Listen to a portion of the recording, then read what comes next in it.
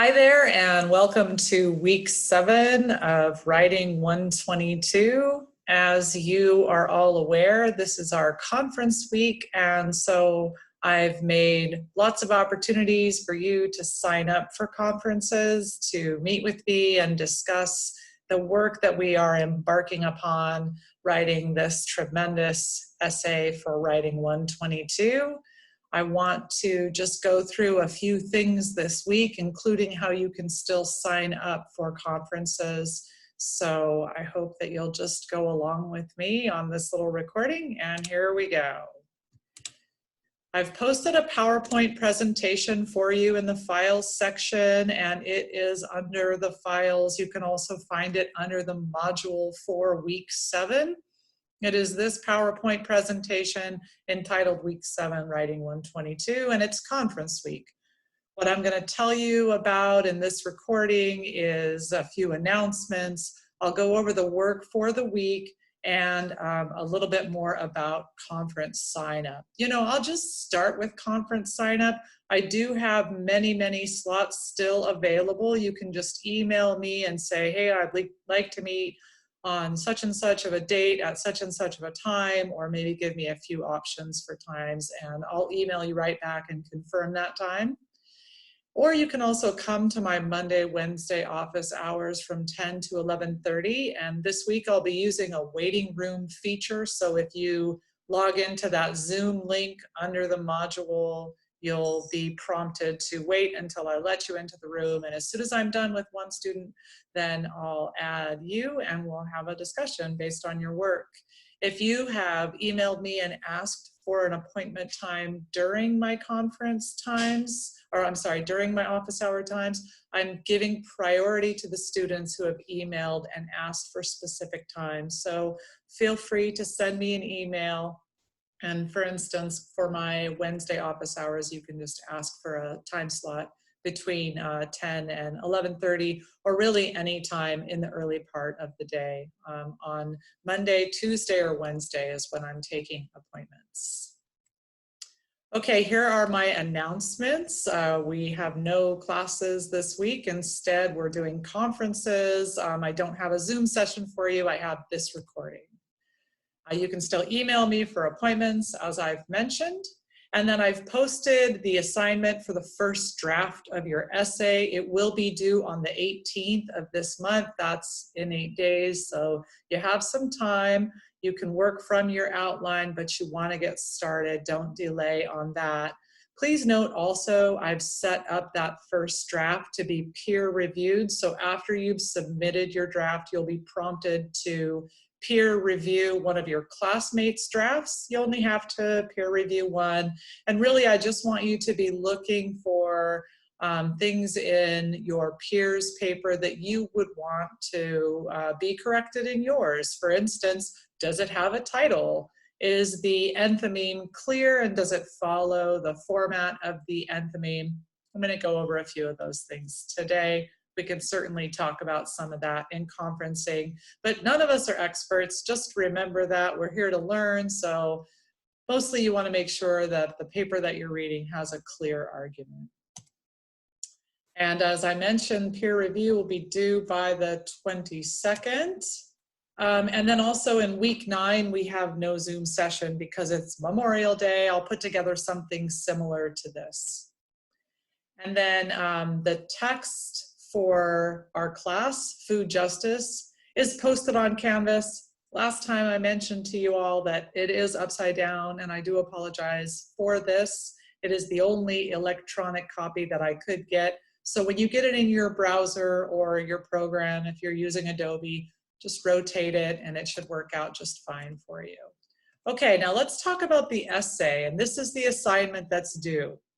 It should be about the topic food justice and based on the articles that we have read for this course.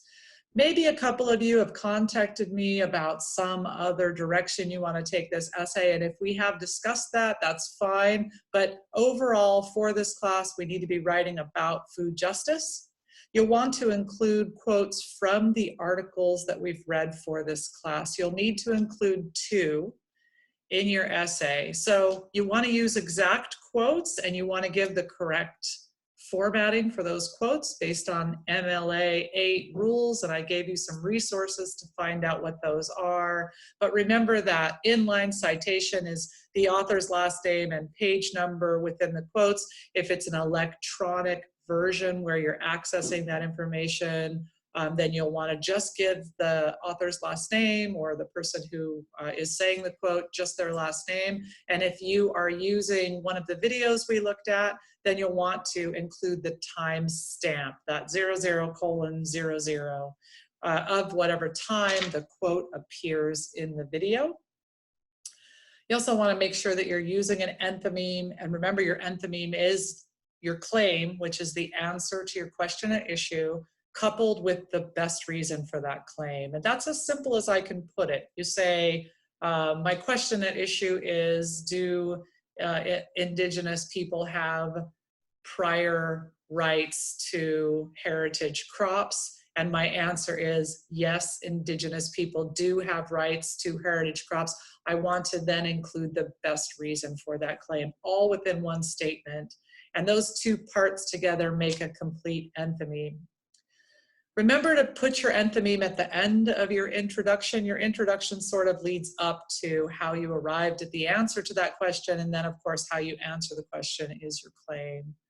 You want to follow your introduction paragraph with the strongest evidence that supports that claim, and always start with what others have said. So that's where we go to our articles. We did an exercise on evidence mining. I want you to go to the articles, find a quote, include that quote, show how it relates to your claim.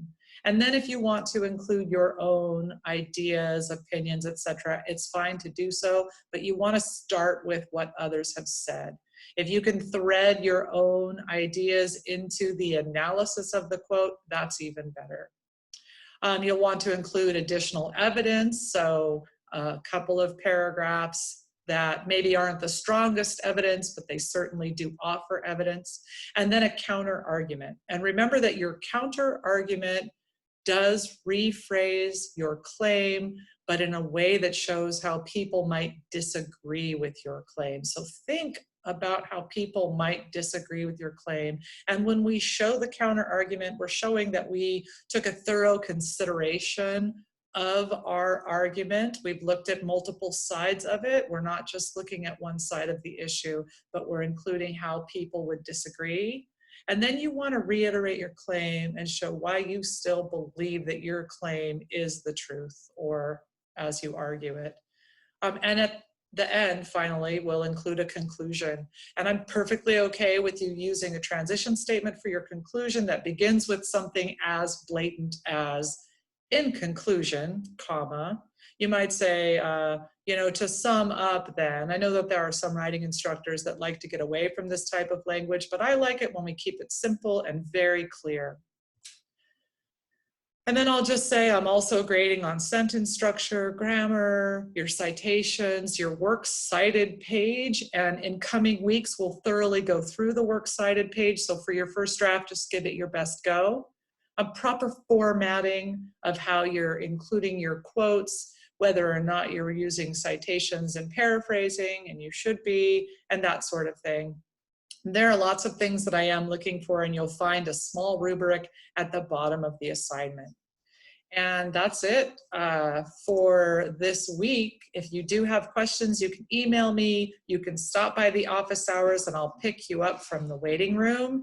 And just say happy writing to you all. And I've seen some samples of your work and you're all doing really, really great work. So just keep going. All right, thanks so much. Bye-bye.